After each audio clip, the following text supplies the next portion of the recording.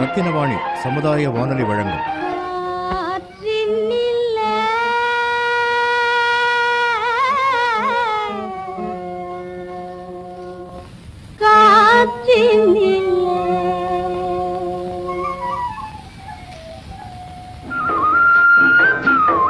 காற்றில் மிதந்து வரும் கணிதம்.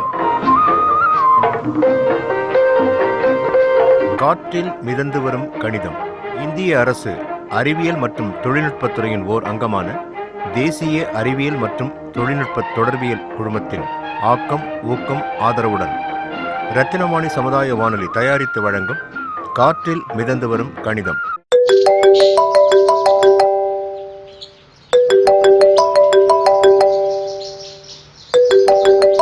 Hello warden ma'am, good morning. நான் பிரேம்லதா பேசுகிறேன். நல்லா இருக்கேன் மேம். கீதாவுக்கு ஹாஃப் டே பர்மிஷன் வேணும். இல்லை வெளியெல்லாம் கூட்டு போகல, ஹாஸ்டலுக்கு தான் வர்றேன். ஒரு அலைன்ஸ் வந்திருக்கு சாயந்தரம் 3 மணிக்கு. ஆமாம், பொண்ணு பார்க்க வராங்க.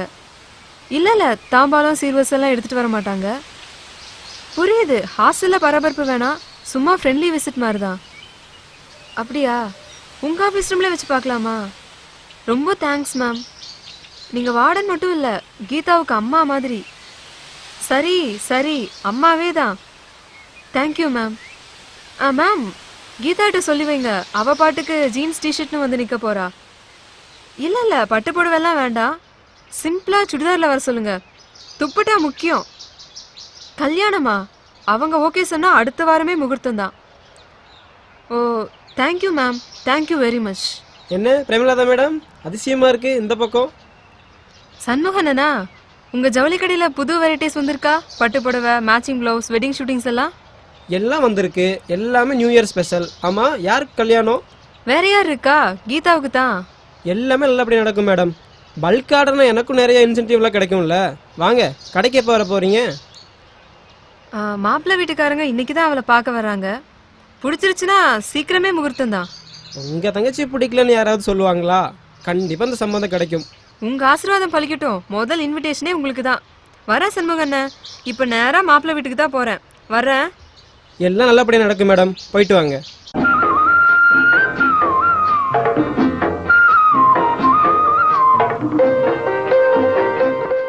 அம்மினி, அம்மினியோய்.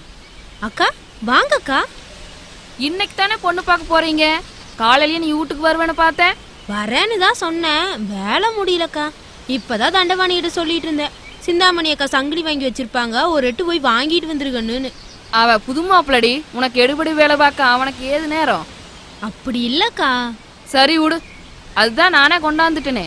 தண்டவாணி ஷிஃப்ட் முடிஞ்ச களைப்புல இருப்பான். இல்ல இன்னைக்கு லீவ் போட்டிருக்கான். பொண்ணை பார்க்க ரெடி ஆயிட்டு இருக்கிறானா என்னமோ. ஆளு ரெடியா தான் இருக்காரு, மனசுதான் இறங்கி வர மாட்டேன்னு அடம் பண்ணுது.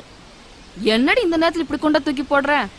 தண்டபாணி கண்ணு, யாமினி, ஒருவேளை உன் மகனுக்கு இந்த பொண்ணை பிடிக்கலையே என்னமோ. பொண்ணு போட்டோவை காமிச்சேன், சிரிச்சானே. இப்ப ஏன் சினுங்கிறான் தான் தெரியலக்கா. உடனே உனக்கு பேசணுமா? இப்ப எதையும் கேட்காத, பொண்ணு வீட்டுக்கு வாக்கு கொடுத்துருக்குற. போவோம், பொண்ணை பார்த்துட்டு வருவோம், அப்புறமும் பிள்ளைகிட்ட நான் பேசிக்கிறேன். ரஞ்சிதம் இருக்கா, அவ வீட்டுக்காரும் வந்துருவாரு கொஞ்ச நேரத்துல. எல்லாருமே உட்காந்து பேசி அவனை சம்மதிக்க வச்சிடலாம். நீ புறப்படு. இந்த பூவை பைக்குள்ள வை, அதில் 2 கண்ணி எடுத்து தலையில் வச்சுக்கோ. எல்லாத்தையும் பையிலேயே வைங்க. நான் நினைக்கு பூ வச்சிருக்கிறேன் கொழுந்தாரோட குடுத்தனம் பண்ண லட்சணத்துக்கு. அதுக்காக பூவும் போட்டு அலங்காரம் இல்லை கண்ணு, நீ சுமங்கலிங்கிறதுக்கான அடையாளம். உன் புள்ள கல்யாண விஷயமா புறப்படுற, அழுப்பு சளிப்பு ஊருக்கெல்லாம் சொல்லிட்டு திரியணுமா? தண்டவாணி வருத்தப்பட போறா, சிறுசு முகத்தோட கிளம்பாமணி. முதல்ல இந்த செயினை கையில வாங்கிப்பாரு, கொஞ்சம் பளபளப்பா இருக்குதான்னு பாருடி. நீங்க பார்த்து வாங்கிட்டு வந்திருக்கீங்க, உங்க செலக்ஷனை குத்துன்னு சொல்ல முடியுமா? இதுக்கு எவ்வளவு ஆச்சுக்கா? நான் என்ன கை காசு போட்டா வாங்கிட்டு வந்திருக்கிறேன். நீ எங்கிட்ட கொடுத்து வச்சிருந்தியல்ல ஒரு ஜோடி வளையல, அதுல ஒன்னு அழிச்சுதான் 1.25 பவுன் இந்த செங்கிலி வாங்க சொன்னேன். செய்கூலி சேதாரம்னு மேற்கொண்டு பணம் இருக்குமில்லங்கா? ஆகத்தான் ஆகு, அது ஏன் சொல்ல வரக்கூடாதா? மாப்பிள்ளைக்கு பெரியாமனு ஒருத்தி எதுக்கிட்டு இருக்கிறேன் நானு. அதுக்கு இல்லக்கா. புறப்புற வழிய பாருடி, புலம்பிக்கிட்டே நிக்காத. புது சங்கிலி இருக்குது, பூ இருக்குது, மற்றதெல்லாம் எங்க காணோம்? பழம், வெத்தலை, தேங்காய், சீதளம், பரிசு புடவை இதெல்லாம் எடுத்து வச்சிட்டியா இல்லையா? பொண்ணு அவ அங்கே இருக்கிற ஹாஸ்டல்ல போய் தான் பார்க்க போறோம். அங்க வச்சு பரபரப்பு வேணான்னு பிரேமலதா சொல்லுச்சு. போவோம், போய் பொண்ணை பார்ப்போம்.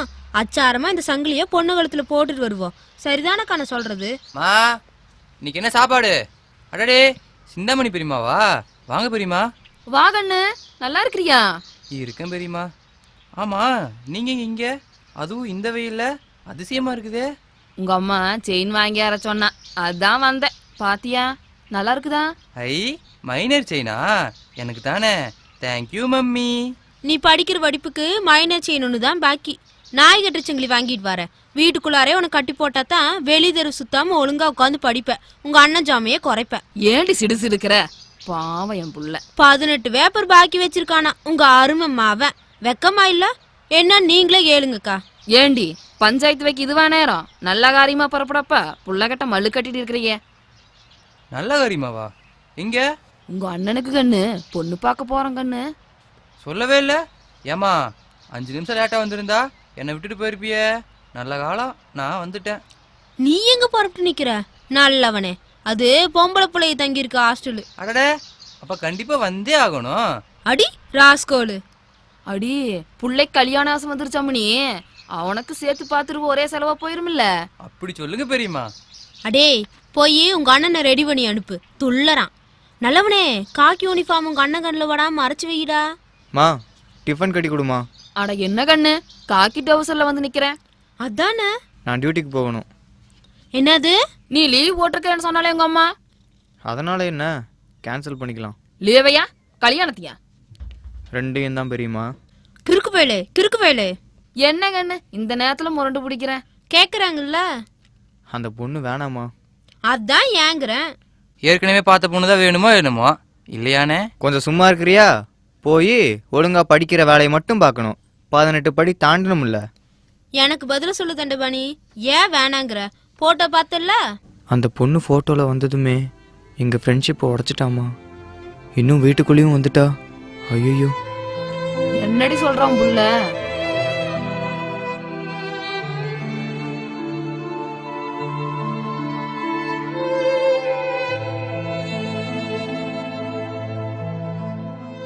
அண்ணா, நீங்க சொல். அண்ணா, தம்பி. அப்படியா அண்ணா? அப்படியா அண்ணா? அப்படியா அண்ணா? ரகுபதி, இப்போ என்ன நடந்து போச்சு? இதுல உன் தப்பு எதுவுமே இல்லையாப்பா? இல்லண்ணா, உங்களுக்கு பார்த்திருக்கிற பொண்ணுன்னு புரிஞ்சுக்காம அழகா இருக்கா, சமந்தா மாதிரி, திருப்பதி லட்டு. ரகுபதி, நீ லக்கி மேன் எல்லாம் அசிங்கப்படுத்திட்டேன்னு என்ன மன்னிச்சிருங்கண்ணே. ஏய், இது என்ன புது பழக்கம்? காலில் விழுற. எந்திரி. என்ன மன்னிச்சிட்டேன்னு சொல்லுங்கண்ணே. முதல்ல எந்திரிப்பா. அண்ணா, ஒரு ரிக்வெஸ்ட். தயவு செஞ்சு உங்க கல்யாணத்துக்கு எனக்கு பத்திரிக்கை வச்சிடாதீங்கண்ணே. ஏய், என்ன ரகுபதி, ஏன் இப்படி எல்லாம் பேசுற? தப்பு பண்ணிட்டேனேன்னு கல்யாண பந்தல்ல என் மனசு என்ன குத்தி கொதறி எடுக்குண்ணே. உங்களை நிமிர்ந்து பார்த்து வாழ்த்து சொல்ல கூட எனக்கு யோகியதை இருக்காது. எப்போ நீ என் தம்பி தாண்டா. அதானே இன்னும் கொடுமை. அண்ணியா வரப்போறவங்கள ரசிச்சு வர்ணிச்சு. ஐயோ ஐயோ. ரகுபதி, அழுகி நிறுத்து. சீக்கிரமே நான் வேற வேலை பார்த்துட்டு போயிடுறேன். உன்ன மாதிரி உங்களோட சகஜமா பேச சிரிக்க என்னால முடியுமா? உரிமையோட உங்க வீட்டு சாப்பாட்டை எடுத்து திங்க முடியுமா?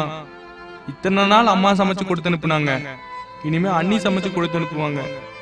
ஒரு கைப்பிடி சோத்த அள்ளி திங்கணும்னா கூட கேடுகட்ட பயல என்ன வர்ணிச்சவா இதுதானேன்னு அண்ணி என்ன செருப்பால அடிச்ச மாதிரி ஆகிடும். என்னால இதுக்கு மேல இங்க நிக்க முடியலன்னு என்ன மன்னிச்சிருங்க.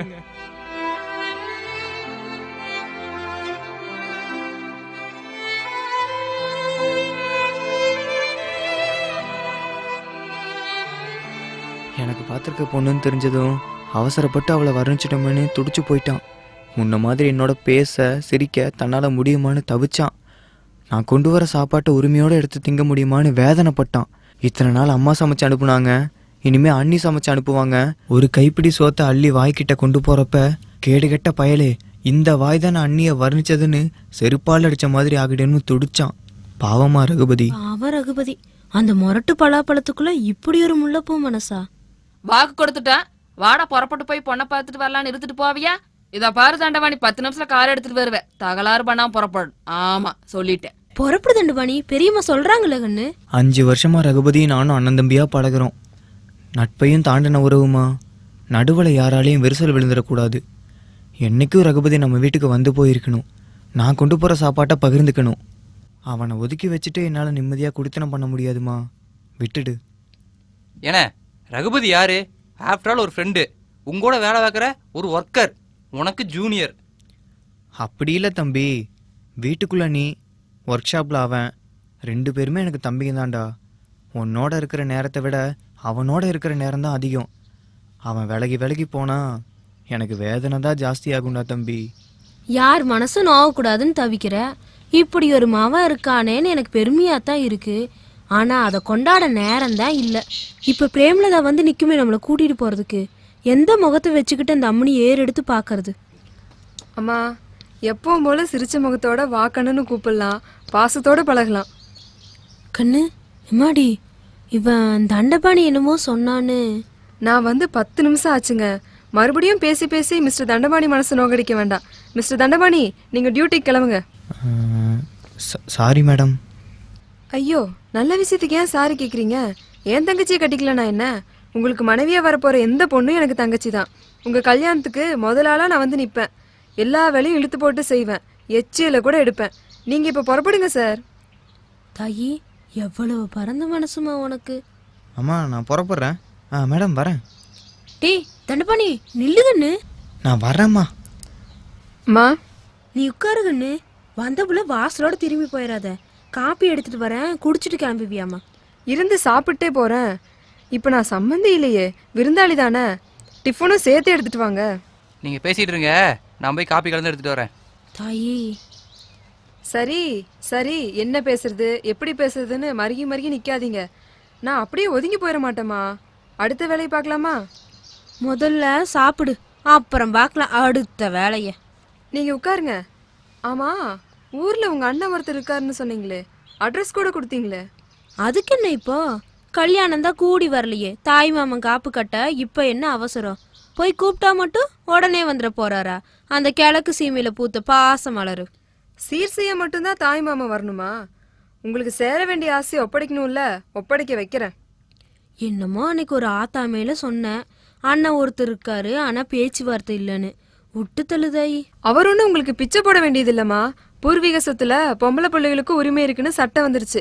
தன்மையா கேட்டு பார்க்கத்தான் போனேன். அப்படியா? மாஞ்சோலைக்கு போயிருந்தியா?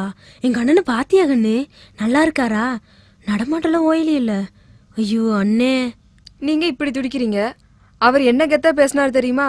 தகராறுன்னு வந்தா தட்டி கேட்காம விட மாட்டான் இந்த பிரேமலதா. அப்படியெல்லாம் கேட்க வேணாம் தாயி. எங்க பங்கு கேட்ட போறேன்னு பயந்துதான் எங்க அண்ணன் இத்தனை வருஷமா எட்டி பார்க்காம இருக்கிறாரு. அப்படியே விட்டுறக்கூடாதுமா. அது உங்க சொத்து, உங்க உரிமை. கோர்ட்டுக்கே போகணுன்னாலும் போய் நான் மீட்டு தரேன். கோர்ட்டு கேஸெல்லாம் வேணாம் தாயி. இவ்வளவு கஷ்டத்துலயும் கவலையிலையும் என் பங்க கொடுன்னு எங்க அண்ணன் கிட்ட கேட்காம இருக்கனே ஏன்? எனக்கு சொந்தம்னு சொல்லிக்க அந்த ஒரு அண்ணன் தாம்மா. பூவோட பொட்டோட நான் கண்ணை மூடுறப்போ பிறந்து விட்டு கோடி போட அந்த அண்ணன் வந்து நிக்கோணும். அந்த கொடுப்பனை எனக்கு கிடைக்காம போயிடக்கூடாது சாமி. தங்கமணி, சின்னமணி. தங்கமணி, சின்னமணின்னு கூப்பிடுறது. அண்ணே. நல்லா இருக்கியா கண்ணு? அண்ணே நெசந்தானா? நீங்க தானா? உள்ள வாங்கன்னு கூப்பிட மாட்டியா குட்டி கழுத? இது உங்க வீடுண்ணே. வரம் கொடுக்குற சாமியை வாசலே நிக்க வச்சு பேசுறனே. உள்ள வாங்கண்ணே. கண்ணு தண்டபாணி, அடே நல்லவனே, யார் வந்திருக்காங்கன்னு பாருங்கடா. என்னம்மா, என்ன பரபரப்பு? யார் வந்திருக்கா? உங்க மாமன்டா, எங்க அண்ணன். ஆறுதே, தண்டமணியா? இல்லை இல்லை, சின்ன மருமவன், காலேஜில் படிக்கிற கடைக்குட்டி. ஆமாங்க, சுபாஷ். ஆமா மாமான்னு சேர்த்து சொல்லு நல்லவனே. இப்படி சேர்ல உட்காருங்க சார். எப்படியும் நீங்க வருவீங்கன்னு தெரியும். எல்லாம் நீ சொல்லி தானே தாய் வந்திருக்கேன்.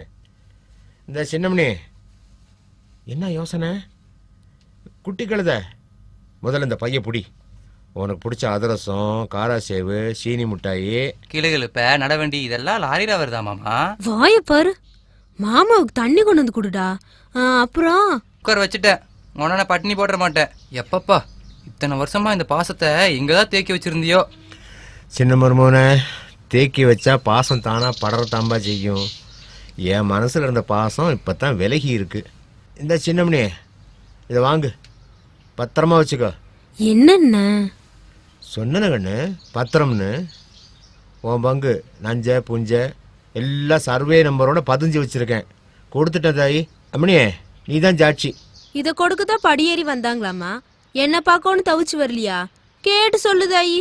அட கழுத குட்டி கழுத, உடனே மூஞ்சி தூக்காத. இது உன் பங்கு, உன் உடமை. இத்தனை நாளா பாதுகாத்து வச்சதுதான் என் வேலை. ஏந்தாயி நீ அங்க போய் என்ன ஆர்ப்பாட்டம் பண்ண? அண்ணன் பத்திரம் எழுதி கொண்டாந்து கணக்கு தீக்கிறாரு. கணக்கு தீக்க வரல கண்ணு. உன் புருஷன் கண்ணில் படாம காப்பாத்தி வச்சிருந்தேன். உன் 2 சரம் செயின், கல்லட்டியல், கை வளைவி எல்லாம் எங்க போச்சுன்னு தெரியும். இந்த கழனி உன் கையை விட்டு போயிடக்கூடாதுல்ல. இப்போ என்ன, உன் பிள்ளைங்க தலையெடுத்துட்டாங்க. இது பூர்வீக சொத்து, பேர பிள்ளைங்களுக்கு பாத்தியதை. பிள்ளைங்க கையெழுத்து இல்லாமல் நிலத்தை விற்கவும் முடியாது, ஒத்திக்க விடவும் முடியாது. சாரி சார், எப்போ கொடுக்கணும் எங்கே வந்து கொடுக்கணும்னு எங்களுக்கு தெரியும்னு எங்கிட்ட கராரா சொன்னீங்களே, அதுக்கு இதுதான் அர்த்தமா? நான் தான் தப்பாக புரிஞ்சுக்கிட்டு.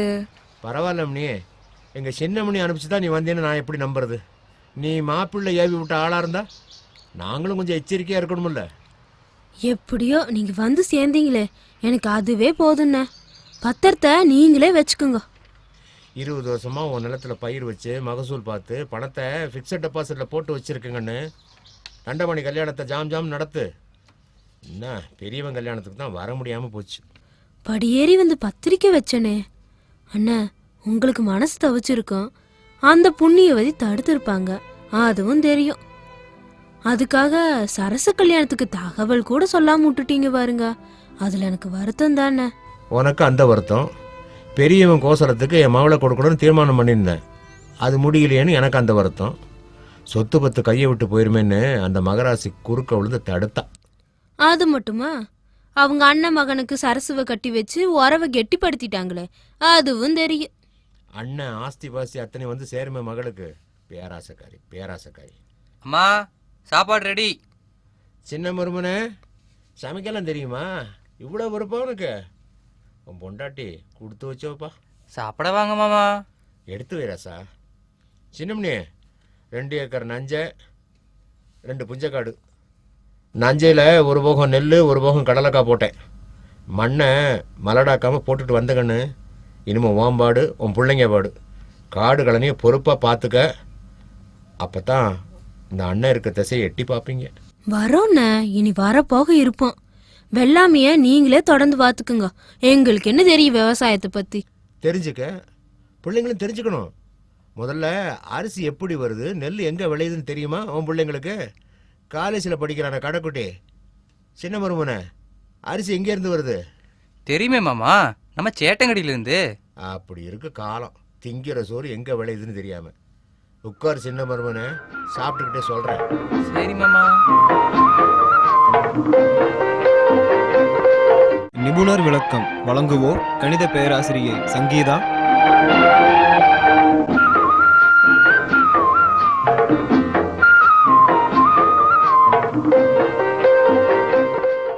நேயர்களே, இன்னைக்கு விவசாயத்தில் கணிதம் அப்படிங்கிற ஒரு தலைப்பை பற்றி சொல்றதுக்கு வேளாண்மை பல்கலைக்கழகம், கோயம்புத்தூர் வேளாண்மை பல்கலைக்கழகத்திலிருந்து டாக்டர் எம் கண்ணன் சார் வந்திருக்காரு. அவர் என்ன சொல்றாருன்னு பார்க்கலாம்.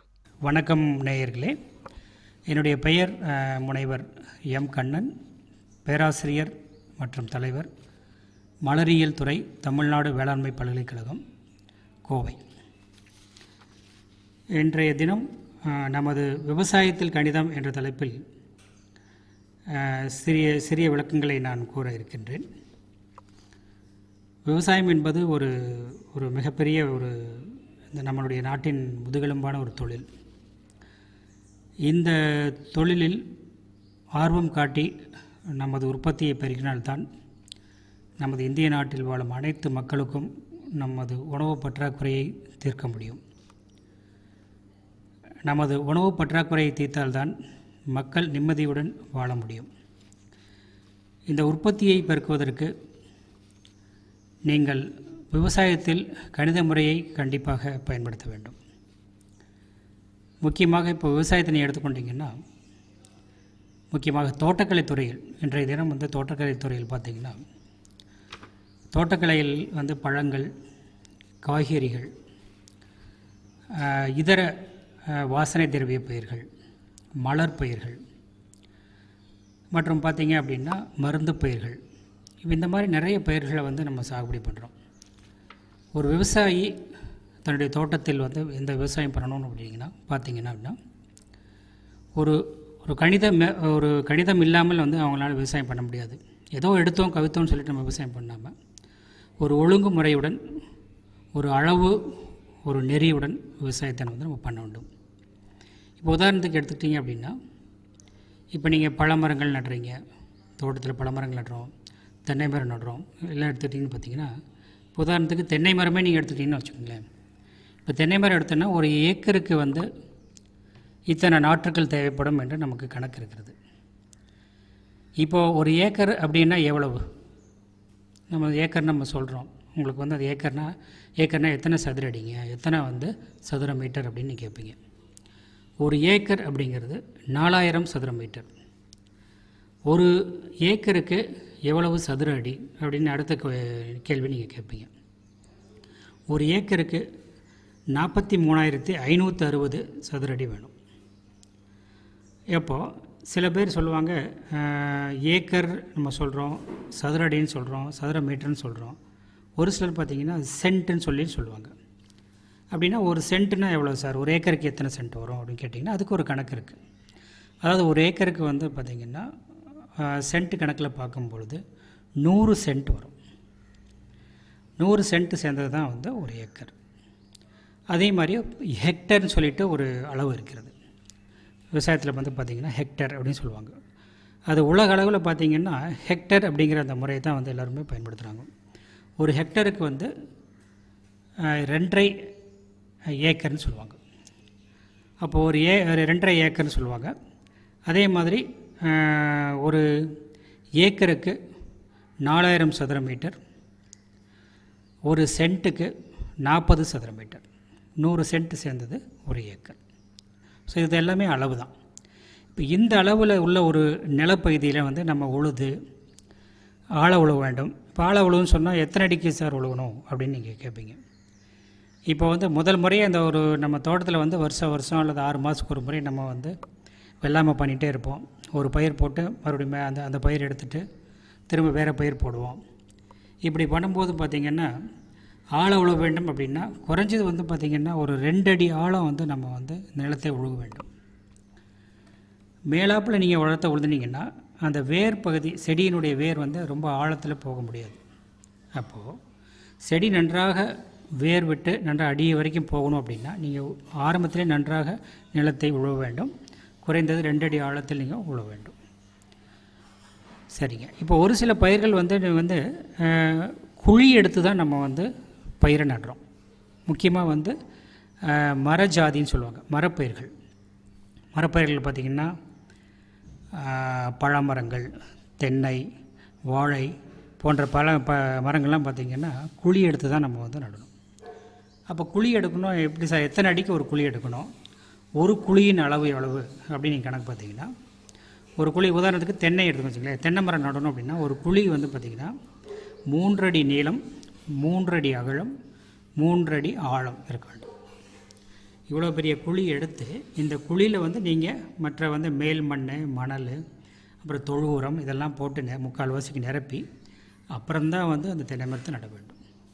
அதே மாதிரி ஒரு தென்னை மரத்துக்கும் இன்னொரு தென்னை மரத்துக்கும் எவ்வளோ சார் இடைவெளின்னு கேட்டும்போது, இப்போது தென்னை மரம்னு எடுத்துட்டிங்கன்னா ஒரு ஏக்கருக்கு 80 மரம், 75லேருந்து 80 மரம் வரைக்கும் நம்ம நடலாம்.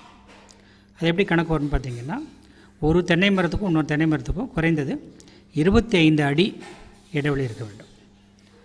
இப்போ இந்த 25 இடைவெளி வச்சு நீங்கள் போட்ட 25 அடி இடைவெளி வச்சு நீங்கள் வந்து நட்டிங்கன்னா ஒரு ஏக்கருக்கு சுமார் 75லேருந்து 80 மரங்கள் வந்து நீங்கள் நடலாம். உங்களுக்கு வந்து ஒரு ஹெக்டர் நிலம் இருக்குன்னு வச்சுக்கோங்களேன். அப்போ வந்து 80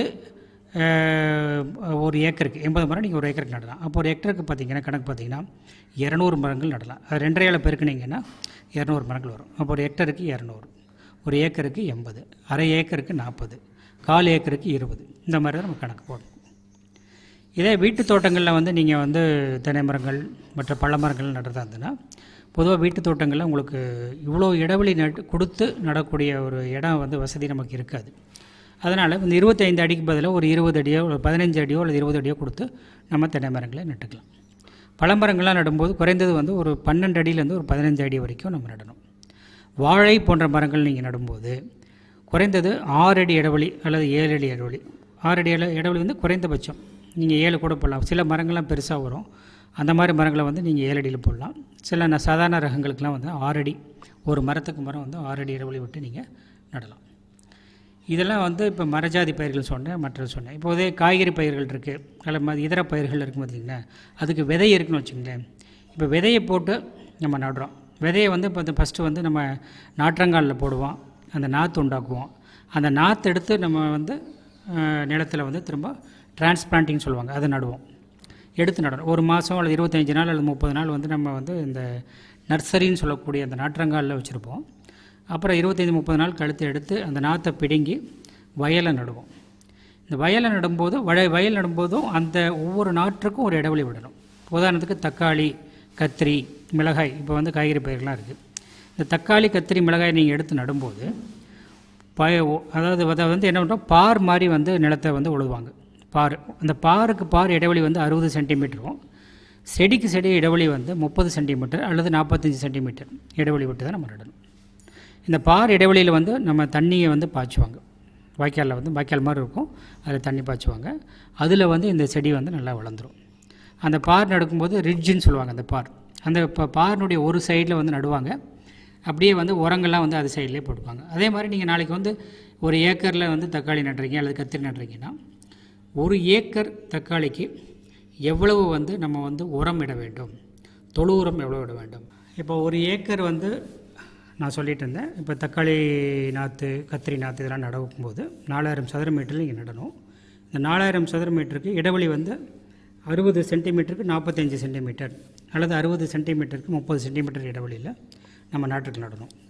இப்படி நடும்போது பார்த்திங்கன்னா, இப்போ 60க்கு 30ன்னு நட்டிங்கன்னா கிட்டத்தட்ட உங்களுக்கு ஒரு ஏக்கருக்கு 2500லேருந்து 3000 நாற்று வரும். ஒரு ஹெக்டருக்கு அப்படியே நீங்கள் பார்த்திங்கன்னா 8000லேருந்து 8500 நாற்றுகள் வரும். இப்படி பார்த்திங்கன்னா அதே மாதிரி விதை அப்படி தான். இப்போ நீங்கள் தக்காளி விதை எடுத்துக்கிட்டிங்கன்னா ஒரு ஏக்கருக்கு அந்த சில விதைகள் நல்லா கொஞ்சம் எடை ஜாஸ்தியாக இருக்கும், சில விதைகள் வந்து எடை குறைவாக இருக்கும்.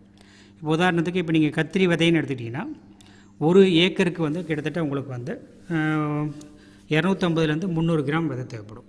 இதே தக்காளி விதை அப்படின்னா ஒரு ஏக்கருக்கு உங்களுக்கு வந்து 100 கிராம் வரைக்கும் தேவைப்படும். ஏன் கம்மியாக இருக்குது தக்காளி விதைன்னு கேட்டிங்கன்னா, தக்காளி விதையினுடைய எடை வந்து குறைவு, அதனால் வந்து அது குறைவாக நம்மளுக்கு தேவைப்படுது.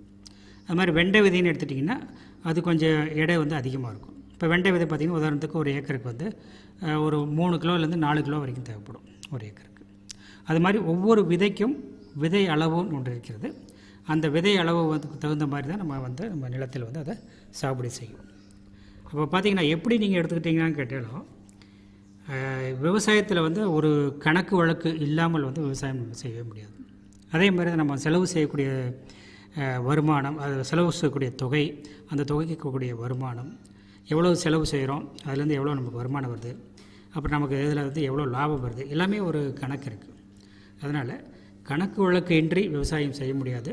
கணக்கு வழக்கு செய்து தான் இன்றைய விவசாயத்தை நாம் சிறப்பாக செய்ய முடியும். நன்றி. Thank you sir. சரி நேயர்களே, இன்னைக்கு பல முத்தான தகவல்களை டாக்டர் கண்ணன் சார்ட்ட இருந்தும் தெரிஞ்சுக்கிட்டோம். இது உங்களுக்கு ரொம்ப யூஸ்ஃபுல்லாக இருக்குன்னு நினைக்கிறேன். நேயர்கள் இதுவரை கேட்டது காற்றில் மிதந்து வரும் கணிதம் பகுதி 14.